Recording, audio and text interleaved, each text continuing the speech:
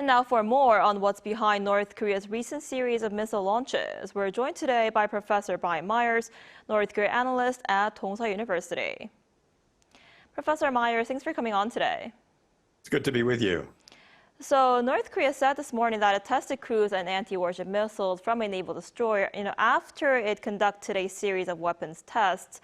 And some say this suggests the regime is seeking to sort of draw lessons from the war in the Middle East to strengthen its military deterrence against the U.S. and South Korea. What do you make of the missile launches, and how might North Korea be viewing this Iran war? Well, North Korea is a military-first state by its own definition. So the constant production and testing of weapons and refining their reliability is really the central activity of the whole state. It's business as usual. But these latest tests do look like a reaction to the asymmetric war that has been unfolding in the Middle East. And by that, I mean, you've got a pretty small and poor country defending itself against a superpower by using low-cost weapons to knock out very expensive American and Israeli assets. So I think Kim Jong Un has been learning from Iran's successes, like its use of cluster bombs, for example, but also from Iran's failures, like the many losses which Iran has taken to its missile and drone launchers. Now, the reason that these latest tests center on North Korea's ships and its anti-ship missiles is because the war in the Middle East has shown just how important it is to defend coastlines, to prevent naval blockades, and so on. Like Iran, North Korea does not have much of a navy. It basically has a coast guard that calls itself a navy. So it needs missiles that can be fired from ships out into the deep blue ocean. So all of this makes good sense from a military standpoint. And knowing the North Koreans, they're probably going to be making very quick progress. Right, and Kim Jong Un met China's foreign minister over the weekend in Pyongyang. What does this say about relations between North Korea and China?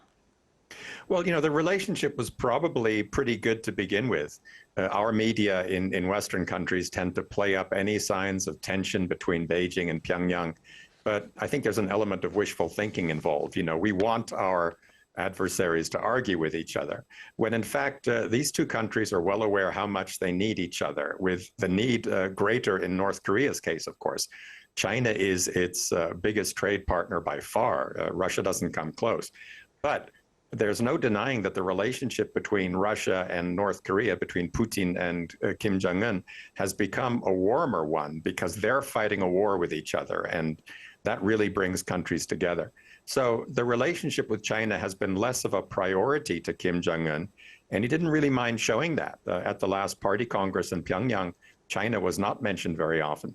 But now he is saying that relations with Beijing are a top priority, and Wang Yi has responded in a similar vein. So I think we're seeing an effort now to renew the friendship, because that war in the Middle East is making all of these so-called authoritarian states realize that they need to stand closer together. Right, and Presidents Donald Trump and Xi Jinping are scheduled to meet in Beijing next month. How might North Korea issues be brought up in these talks?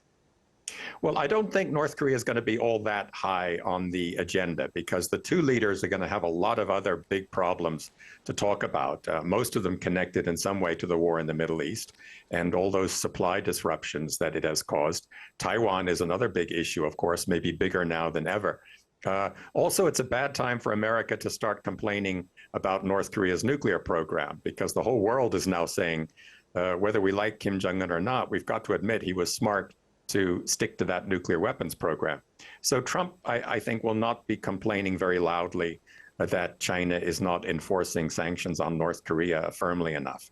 I expect that President Trump is going to use this occasion to ask about North Korea. He's going to find out, has Kim Jong Un been saying anything to the Chinese about a willingness to negotiate with America? And I expect that President Xi will stick to China's traditional position in regard to Kim's nuclear program, which is that North Korea and the United States should work together to diffuse tensions in the region. I see. And Professor Myers, before I let you go, South Korea's spy agency recently said North Korea appears to be distancing itself from Iran in an effort to keep room for diplomacy open with Washington. What's your take on this?